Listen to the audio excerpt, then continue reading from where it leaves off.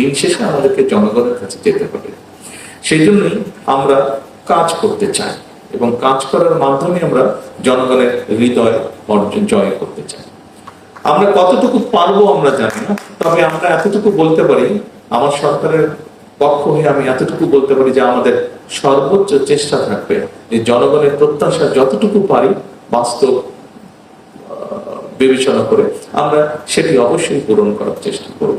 এবং একই সাথে আপনাদেরকে আরেকটি কথা বলতে চাই, আমাদের লক্ষ্যই হচ্ছে, একটু আগে যেই কথাটি বলেছি যে কক্সবাজার নিয়েও যদি বলেন, শুধু কক্সবাজার ধরেও যদি আমরা বলি, কক্সবাজারের যতটুকু ডেভেলপমেন্ট হয়েছে দেখা যাবে তার 70-75% বিএনপি সরকারের সময়, যতবার বিএনপি।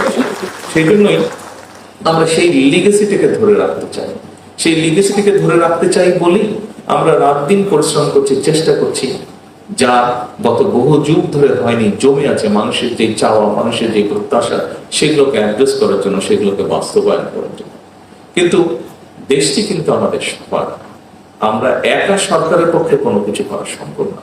সেই জন্যই আমি বলেছি, আপনারা যদি কক্সবাজারকে একটি পরিচ্ছন্ন নগরী হিসাবে গড়ে তুলতে চান, তাহলে এখানে যতগুলো সংগঠন আছে আপনারা যদি কালই সবাই মিলে বসে সিদ্ধান্ত নেন যে কক্সবাজারকে আমরা পরিচ্ছন্ন নগরী করব, আপনারা কিন্তু আগামী 1 সপ্তাহের মধ্যে করতে পারবেন।